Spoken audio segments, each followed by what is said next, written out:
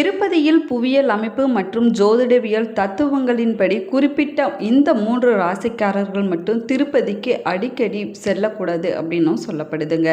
சில ராசிக்காரர்களும் நட்சத்திரக்காரர்களும் திருப்பதிக்கு அடிக்கடி போனாங்க அப்படின்னா அவங்க கடனாளியாக ஆகுவது மட்டும் இல்லாமல் பொருளாதார நிலையிலும் தொடர்ந்து சரிவை சந்திச்சு கொண்டே வரக்கூடிய சூழ்நிலைகளும் உருவாகுங்க. அந்த வகையில் எந்தெந்த ராசிக்காரர்கள் திருப்பதிக்கு செல்லக்கூடாது, ஏன் செல்லக்கூடாது என்பதை பற்றிய சுவாரஸ்யமான தகவல்களை தெரிஞ்சுக்கலாம். வீடியோவை ஸ்கிப் பண்ணாமல் முழுசாக பாருங்கள். நம்ம சேனலை இப்போ தான் ஃபஸ்ட் டைம் பார்க்குறீங்க அப்படின்னா நம்ம சேனலை இன்னும் சப்ஸ்கிரைப் பண்ணலைன்னா சப்ஸ்கிரைப் பண்ணிக்கோங்க. கூடவே இருக்கிற பெல் ஐக்கானையும் ப்ரெஸ் பண்ணிக்கோங்க. வாங்க வீடியோக்குள்ளே போகலாம். உங்களுக்கு திருப்பதி ஏழுமலையான் பிடிக்கும் அப்படின்னா ஓம் நமோ நாராயணா என்ற வாசகத்தை மறக்காமல் கமெண்ட் பாக்ஸில் 3 முறை பதிவிடுங்க. உங்களுக்கு ஜோதிட ரீதியாக சந்தேகம் இருந்தாலும் சரிங்க, தனிப்படையாக ஜோதிடம் பார்க்க விரும்பினாலும் சரி, இந்த வீடியோக்கு கீழே டிஸ்கிரிப்ஷனில் வராகி அம்மன் ஜோதிட நிலையத்தோட தொலைபேசி எண் கொடுத்துருக்கிறேன். இந்த எண்ணுக்கு தொடர்பு கொண்டு பேசி பாருங்கள். உங்கள் வாழ்க்கையில் இருக்கக்கூடிய அனைத்து பிரச்சனைகளுக்கும் சரியான தீர்வு கிடைக்குங்க. வாங்க வீடியோக்குள்ளே போகலாம். திருமலை திருப்பதி ஏழுமலையான் கோவில் பார்த்திங்கன்னா பூலோக வைகுண்டம் அப்படின்னு பக்தர்களால் அழைக்கப்படுதுங்க. இங்கு வீட்டிற்கக்கூடிய மூலவர் வெங்கடேஷ பெருமாள் அப்படின்னும் சொல்லப்படுறாரு. கலியுக பிரத்யக்ஷ தெய்வம் என்றும் ஏழுமலை ஏறி வந்து ஏழுமலையான ஒரு முறை தரிசனம் செஞ்சாலே போதுங்க, நம்முடைய வாழ்க்கையில் ஏற்றமான நிலை ஏற்படும் அப்படின்னு பக்தர்களால் சொல்லப்படுதுங்க. மேலுமே பக்தர்களின் வேண்டுதல்களை நிறைவேற்றி அவர்களுடைய கஷ்டங்கள் அனைத்தையுமே போக்கும் தெய்வமாக திருப்பதி பெருமாள் விளங்குறாருங்க. அவரை தேடி ஆயிரக்கணக்கான பக்தர்கள் தினமும் வந்து அவரை சுவாமி தரிசனம் செஞ்சுட்டு போகிறாங்க அப்படின்னும் சொல்லப்படுது. திருமலை திருப்பதி திருத்தலம் திருமாலின் 108 திவ்ய தேசங்களில் ஒன்றாகவும் சொல்லப்படுதுங்க. இருந்தாலும் மற்ற எந்த திவ்ய தேசத்துலையும் இல்லாத வகையில் ஆச்சரியங்களும் அதிசயங்களும் நிறைந்த மலையாகவும் திருமலை இருக்குதுங்க. திருமலையும் சரி, திருமலையில் குடிக்கொண்டிருக்கக்கூடிய வெங்கடேஷ பெருமாளும் சரி, மிக மிக அரிதான அபூர்வமான சந்திரகாந்த கல்லால் உருவானதாகவும் சொல்லப்படுதுங்க. அதனால தான் இந்த மலைக்கு செல்வத்தையும் தெய்வ சக்தியையும் பக்தர்களையும் ஈர்க்கக்கூடிய தன்மை அதிக அளவில் இருக்குது அப்படின்னும் சொல்லப்படுது. பூமியில் சந்திரனுடைய ஆற்றல் உச்சம் பெற்று இருக்கக்கூடிய இடமாக திருப்பதி இருப்பதாலேயே இது சந்திர பரிகார தலமாகவும் இருக்குதுங்க. அது மட்டும் இல்லாமல் திருப்பதி சென்று திரும்பி வந்தாலே பண கஷ்டம் போன்ற அனைத்து விதமான கஷ்டங்களும் நீங்கிவிடும் அப்படின்னு ஐதீகமாகவே சொல்லப்படுது. பொதுவாக பார்த்திங்கன்னா பண கஷ்டத்தில் இருக்கக்கூடியவங்க தமிழ் மாதங்களில் முதல் வார திங்கட்கிழமையில் திருப்பதிக்கு போய் ஏழுமலையான தரிசனம் செஞ்சுட்டு வருவாங்க. அந்த வருஷம் முடியறதுக்குள்ளாரையே அவர்களுடைய பண கஷ்டமானது படிப்படியாக குறைய தொடங்கும் அப்படின்னு நம்பிக்கையாக சொல்லப்படுதுங்க. மேலுமே திருப்பதிக்கு சென்றோம்னா ஒரு நாளாவது திருமலையில் நம்ம தங்கி சுவாமி தரிசனம் செஞ்சுட்டு வருவது ரொம்பவே நல்லதுங்க.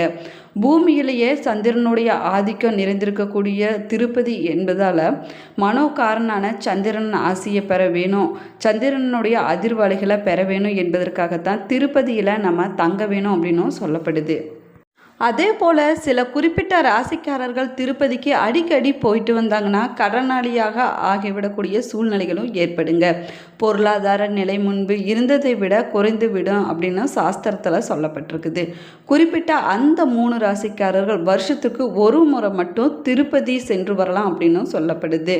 அதுவே தொடர்ந்து போயிட்டு வந்தாங்க அப்படின்னா அவர்களுடைய வாழ்க்கை சரிவு நிலையை நோக்கி செல்லக்கூடிய வாய்ப்புகளும் ஏற்படுங்க. அதனால தான் இவங்க திருப்பதிக்கு செல்வதை தவிர்த்து கொள்ள வேணும் அப்படின்னு சொல்லப்படுது.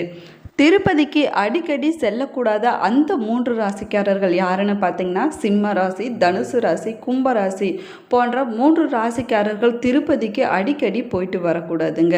இதற்கு ஜோதிட ரீதியாகவும் பல காரணங்கள் சொல்லப்பட்டிருக்குது. இந்த 3 ராசிக்காரர்கள் மட்டும் இல்லாமல் இந்த லக்கணக்காரர்களும் திருப்பதிக்கு அடிக்கடி போகக்கூடாது அப்படின்னும் சொல்லப்படுதுங்க. இதை தவிர பூரம் நட்சத்திரம், துலாம் லக்கணம் போன்றவற்றில் பிறந்தவங்க திருப்பதிக்கு அடிக்கடி போகக்கூடாது அப்படின்னும் சொல்லப்படுது. இந்த 3 ராசிக்காரர்களும் பொதுவாக சந்திரனால் பாதிக்கப்படுவதாக சாஸ்திரங்கள்ல சொல்லப்படுதுங்க. ஜோதிடத்தில் சூரியன் தந்தையாகவும் சந்திரன் பெண் கிரகமாகவும் சொல்லப்படுறாங்க. கடகராசியின் அதிபதி சந்திரன், ரோகிணி, அஸ்தம் மற்றும் திருவோண சந்திரனின் நட்சத்திரங்களாகுங்க. ஒருவருடைய ஜாதகத்தில் சந்திரன் பலமாக இருந்தார்னா அவருக்கு நல்ல யோகம் உண்டாகும் அப்படின்னு சொல்லப்படுதுங்க. மேலுமே ஜாதகத்தில் லக்ன வீட்டில் சந்திரன் இருந்தால் அந்த நபர் பார்ப்பதற்கு அழகாகவும் வசீகரமாகவும் கற்பனை திறன் மிக்கவராகவும் இருப்பாருங்க. அது மட்டும் இல்லாமல் உணர்திறன் உடையவராகவும் இருப்பார் அப்படின்னும் சொல்லப்படுது. பெரும்பாலும் இவர்கள் கலை சார்ந்த துறைகளில் ஆர்வம் கொண்டவர்களாக இருப்பாங்க. அதே சமயத்தில் பார்த்திங்கன்னா ஜாதகத்தில் சந்திரனுடைய நிலை பலவீனமாக இருந்தால் அந்த நபருடைய மனநிலை பலவீனமாக இருக்கும் அப்படின்னும் சொல்லப்படுதுங்க. அடிக்கடி அந்த நபருக்கு மறதி ஏற்படுங்க. அவர்கள் பிரச்சனைகளால் நெருக்கடி நிலையை ஏற்படும் போது கடுமையான மன அழுத்தத்தில் இருப்பாங்க அப்படின்னும் சொல்லப்படுது. அவர்களால் தன்னுடைய எண்ணங்களை கட்டுப்படுத்த முடியாதாங்க. சந்திரன் பலவீனமானால் விபத்து இல்லைன்னா கடுமையான நோய் கூட ஏற்படுவதற்கான வாய்ப்பு இருக்குதுங்க. மேலுமே இந்த சிம்மம், தனுசு, கும்பம் ஆகிய 3 ராசிக்காரர்களும் சந்திர பலம் அதிகம் நிறைந்த ராசிக்காரர்கள் ஆவாங்க. அதனால தான் இந்த ராசிக்காரர்கள் திருப்பதிக்கு அடிக்கடி செல்லக்கூடாது அப்படின்னும் சொல்லப்படுதுங்க.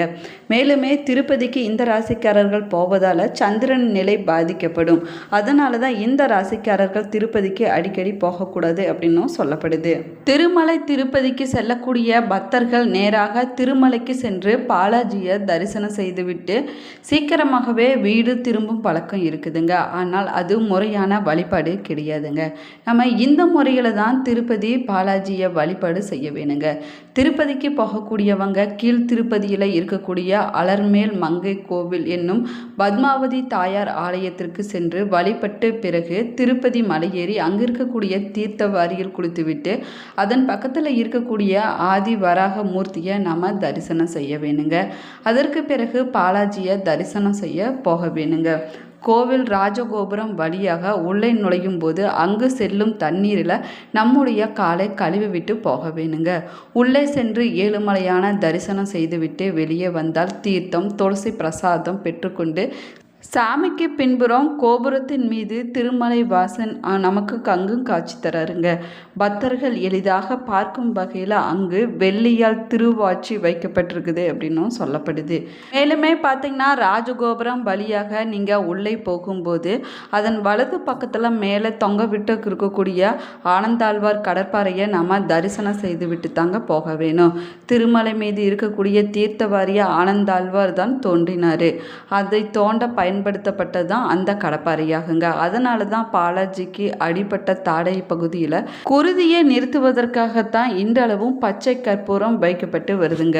மேலுமே 5 பலிபீடம் இருக்கக்கூடிய ஒரே கோவில் திருப்பதி மட்டும்தாங்க. சாமி தரிசனம் செய்து பின்னாடி உள்ளே நுழையும் போது கொடிமரத்தை நம்ம வணங்க வேணுங்க. பலிபீடத்தை பார்த்து உங்களுடைய இயலாமை, எதிர்மறையான பிரச்சனைகளை இறக்கி வைத்து நம்ம சாமி தரிசனம் செய்யும் போது நம்முடைய கண்களை மூடி வணங்கக்கூடாதுங்க. நம்ம சுவாமியை முழுவதும் கண் குளிர கண்டு ரசித்து மகிழ வேணுங்க. இறைவனுடைய பாதத்தில் இருந்து பார்த்து வழிபட முயற்சி செய்ய வேணுங்க. இறைவனை முழுமையாக கண்டு நம்ம வழிபட வேணுங்க. அங்கே நேரம் இருந்துச்சுன்னா நம்ம வழிபாடு செய்யலாங்க. நம்ம அங்கே எவ்வளவு நேரம் பார்த்தாலும் இறைவனை முழுமையாக பார்த்து ரசிக்க முடியாதுங்க. அதற்கு பிறகு வெளியில் கொடுக்கக்கூடிய தீர்த்தத்தை பெற்றுக்கொள்ள வேணுங்க. சில பேர் பார்த்திங்கன்னா மாதத்துக்கு ஒரு முறை திருப்பதி ஏழுமலையான தரிசனம் செஞ்சுட்டு வருவாங்க. சில பேர் பார்த்திங்கன்னா பல வருஷத்திற்கு முயற்சி செஞ்சாலும் அவர்களால் தங்களுடைய வாழ்நாளில் ஒரு முறையாவது சென்று திருப்பதி ஏழுமலையான தரிசனம் செய்ய வேணும் அப்படின்னு முயற்சி செஞ்சுட்டு தாங்க இருப்பாங்க. தன்னை சுற்றி இருக்கக்கூடிய அனைவரும் திருப்பதிக்கு சென்று வருவாங்க. தன்னால் போக முடியல என்ற வருத்தம் வேணாங்க. எம்பெருமான் நினைத்தால் மட்டுமே யாராக இருந்தாலும் அவரை தரிசனம் செய்ய முடியும் அப்படின்னும் சொல்லப்படுது. அதனால தான் திருப்பதிக்கு செல்ல முடியலையே என்ற கவலையை நீங்கள் விடுங்க. ஆனால் திருப்பதி ஏழுமலையான தரிசித்தே தீருவேன் என்ற வைராகியத்தை நீங்கள் கைவிட வேண்டாங்க. தினமும் நீங்கள் பூஜை அறையில் விளக்கேற்றி வழிபடும் போது இரவா உன்னை தரிசிக்கும் வாய்ப்பை எனக்கு தான் என்று நீங்கள் வேண்டிக் கொள்ளுங்க. உங்களுடைய குரலுக்கு இறைவன் செவி சாய்ப்பாருங்க. திருப்பதிக்கு போகக்கூடியவங்க வார நாட்களில் திங்கக்கிழமை, செவ்வாய்க்கிழமை மற்றும் புதன்கிழமை நாளில் சென்று பாலாஜியை தரிசனம் செஞ்சுட்டு வருவது ரொம்ப ரொம்ப சிறப்பானதாகுங்க. ஏன்னா இந்த நாளில் கூட்டம் குறைவாக இருக்கும். கூட்டம் இல்லாமல் தரிசனம் செய்ய அதிகாலை இல்லைன்னா மாலை நேரத்தில் நீங்கள் போய் பாலாஜியை தரிசனம் செஞ்சுட்டு வராங்க. குளிர்கால மாதங்களான நவம்பர் மற்றும் பிப்ரவரி மாதத்தில் மிதமான தட்பவெப்பநிலை மற்றும் கூட்டம் குறைவாக இருப்பதால் இந்த மாதங்கள் ரொம்ப ரொம்ப உகந்த மாதங்களாக சொல்லப்படுதுங்க. இந்த பதிவு உங்களுக்கு பயனுள்ள தகவல்களை கொடுத்துருக்குன்னு நினைக்கிறேன். இந்த பதிவு உங்களுக்கு பிடிச்சிருந்தால் லைக் பண்ணுங்கள், ஷேர் பண்ணுங்கள், கமெண்ட் பண்ணுங்கள். இன்னும் நம்ம சேனலை சப்ஸ்கிரைப் பண்ணலைன்னா சப்ஸ்கிரைப் பண்ணிக்கோங்க. கூடவே இருக்கிற பெல் ஐக்கானையும் ப்ரெஸ் பண்ணிக்கோங்க. Thank you friends. மேலுமே நீங்கள் திருப்பதிக்கு போயிருந்தீங்க அப்படின்னா மறக்காமல் கமெண்ட் பாக்ஸில் உங்களுடைய கருத்துக்களை பதிவிடுங்க. தேங்க்யூ.